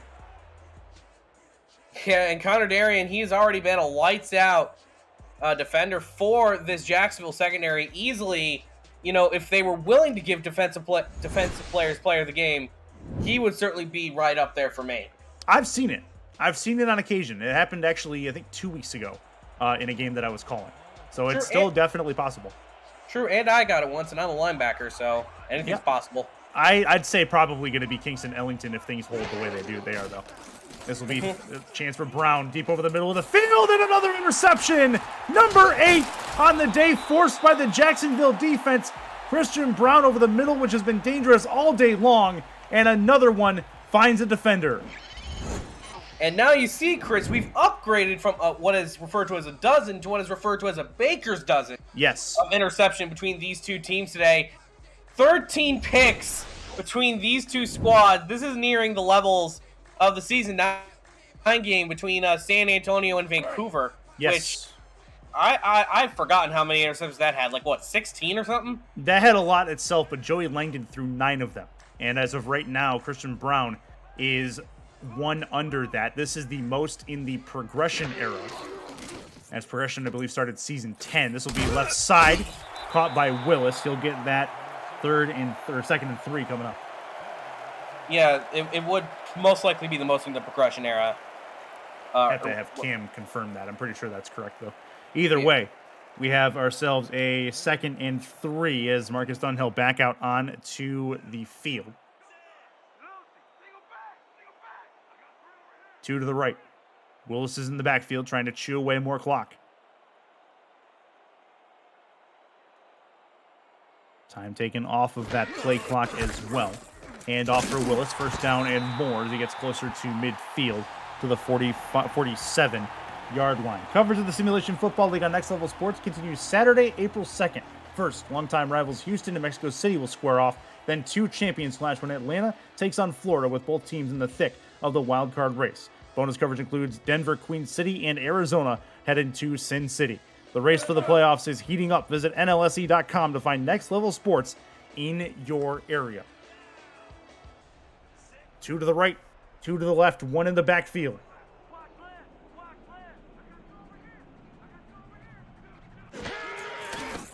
Looking to throw it to the outside. Past the line of scrimmage and gets himself 4 more yards, make it 2nd and 6. Yeah, and keeps his feet in bounds so the clock keeps moving, dips below. 3 minutes remaining in the ball game. Just a few minutes left in this game. Jacksonville crowd has a lot to cheer about. A lot to improve for the Kings as well. As offensively, they have not been clicking on all cylinders in their passing game, although Kingston Ellington would argue differently. 4 wide.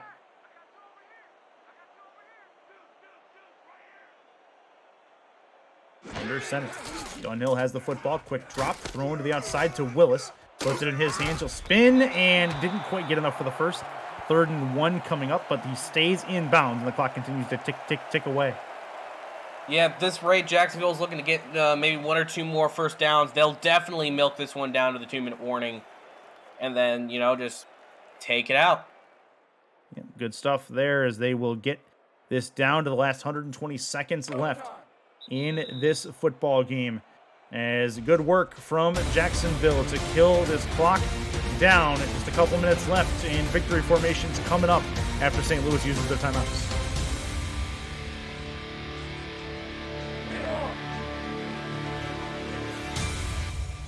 Carolina making it a game out in Atlanta. They've come back with, looks like 10 unanswered points in the third quarter, 37-34 out there.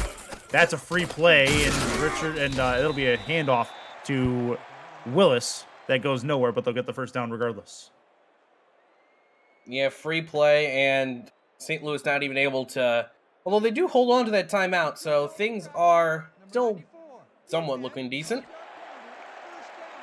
Yep, so the clock stops because of the penalty, and we have ourselves a first down given to the Jacksonville Kings. Jacksonville going to get up to 6-3 as long as the score holds, which puts them right in the thick of the playoff race. 6 wins has typically been the magic number for how many wins you need to get into the playoffs in a 12-game season. And they're in a good spot to do that as long as tiebreakers in that hold up. Looking to throw it, put it in Willis's hands again. And he'll get stopped at the line of scrimmage. Nothing doing. St. Louis will call their first timeout. So on the other side, though, St. Louis now needs to essentially win every game that they play. They have Charleston next week in St. Louis.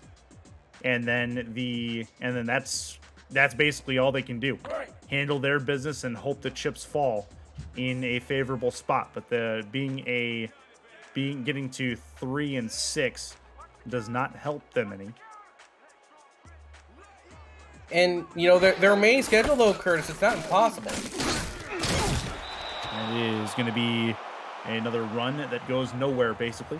Third down upcoming, and it's one timeout left for St. Louis. You're right. Charleston, definitely a winnable game. Not saying it's going to be easy. I mean, nothing's been easy for St. Louis, really, the majority of the season. But but it's possible, and then see where the rest of the pieces fall. Then after that's Carolina and Louisiana. Mm-hmm. And Carolina has been Heartbreak Hotel for a majority of the season. And as that one will be fourth down. Ball caught, but out of bounds he goes, which actually stops the clock, which is not necessarily what they wanted to do. As it'll be a catch for, that is Zachary Patton. Surprised they even threw the ball to the outside instead of trying to go for just something upfield. Even if you just have like an arm punt interception, it's better than stopping the clock. Right. That's fair. Fourth down upcoming, though. Jacksonville will punt it away. Still a minute and change left in this football game. Plenty of time on the punt. Punt will pin it's caught at the 3-yard line. What a grab. All right, so that'll put the Gladiators at the 5, actually, to start this next drive. Yeah, it's another time where St. Louis, they've been pinned within their own 10. That's been one of the upsides, that even though Jacksonville's rarely needed to punt, every time they have punted, they've been really effective at it. They've been able to pin St. Louis really deep. Yeah. And another example is right here. They punted from their own 1 earlier. Just to give you kind of a thought process there. This will be a set for Christian Brown. Over the middle. That one is caught. And they'll move it forward. Wouldn't be surprised if we start to see the backups come in. 1st and 10 for Christian Brown and company. Right side, that one's caught as well. Out of bounds he goes. 2nd and 6 after a 4-yard gain.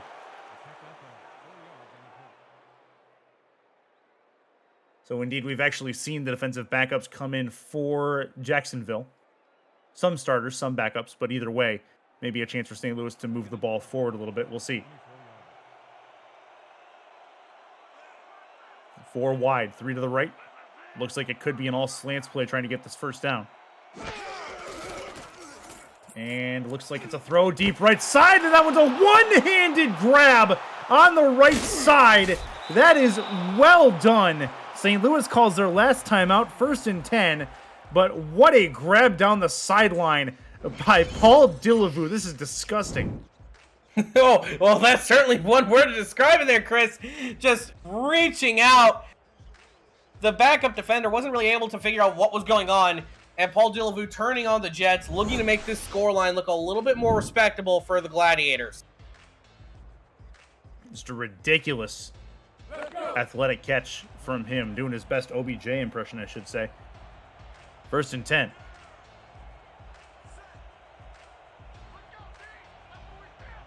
St. Louis definitely able to move the ball against the backups, at least, or so it would seem. Over the middle. That one is caught, and first and goal at the 1. Chance for them to maybe get another touchdown on the board.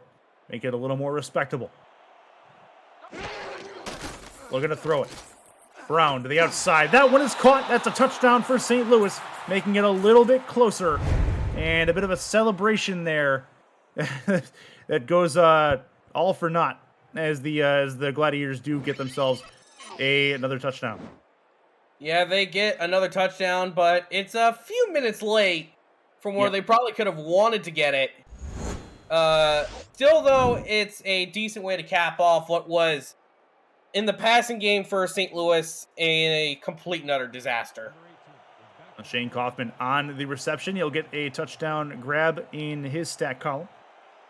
So good on him, the return guy.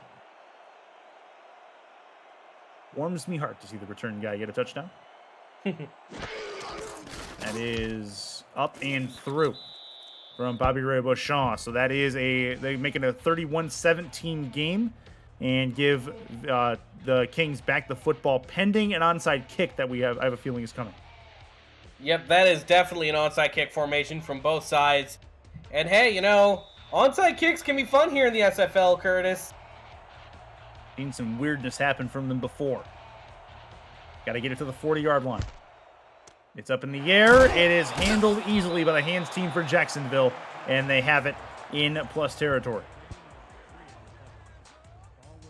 And that should do it. Yep, and it'll get us a couple of victory formations here. And St. Louis with no timeouts can't really do anything about it. So that should seal things. So is that your call, by the way? Are you going with Connor Darien as your defensive player of the game? If we were to select a defensive player, it'd obviously be Connor Darien. But for overall, I would probably agree that it would go overall to Kingston Ellington. Yep. Man, although he didn't have that many really big bombastic highlight plays, he did very well on the whole. No real complaints. I mean, you say that, but this man averaged 23.3 yards per catch today. True. So he's been all over the place in the offensive side of the ball, able to bring in 9 catches for 2. I mean, I think he's actually officially 212.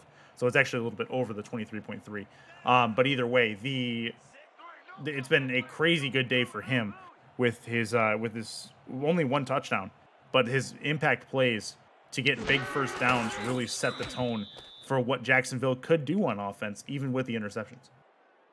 Yeah, definitely.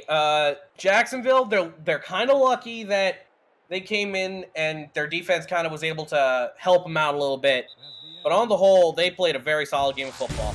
Yes, they did, and that is going to finish things off. Jacksonville wins 31-17 over the St. Louis Gladiators. And Jack Brown, your thoughts on a bit of a lopsided defensive effort with a whole 13 turnovers forced by both defenses combined. Yeah, I mean, really what else is there to say, but Jacksonville's defense, if there ever was a statement game for a defensive unit, this is definitely it. 8 turnovers. Basically most of Jacksonville's points came off of said turnovers. There were no pick sixes, there were no fumble sixes. However, you don't need the touchdowns off the interceptions themselves. If a few plays later you get those points off those turnovers, it counts just as much as a pick 6. Yeah. And for Jacksonville heading down the backstretch, heading into their last few weeks, and especially next week when they're going up against Louisiana, that's good to see. However, Louisiana is not exactly known for being an easy team to throw against. And for Jacksonville, they're going to need to clean up big time on offense, especially from Marcus Dunhill, who himself threw 5 interceptions. Yep. Yeah, a decent number of picks from his side, but there's things to work on in the week between games. Louisiana, the next matchup for Jacksonville. Charleston on the other side is the matchup for St. Louis, as both teams needing a win to solidify potential playoff positioning. St. Louis needs to win out. Jacksonville just needs to win to improve their seeding, I would think, at this point. But good work from Jacksonville today to overcome adversity, Jack, which is the biggest thing. Your quarterback throws 5 interceptions. You think, oh no, things are not going well. But in the end, the rest of the team backed them up. Yeah, the rest of the team was able to help him out, kind of, you know, make up for the weak points, especially that defense, taking the ball away 8 times. You know, for St. Louis, you can't expect to win games when you're throwing the ball to the other team 8 times. And for them, in terms of defenses, it doesn't get much easier. Charleston next week.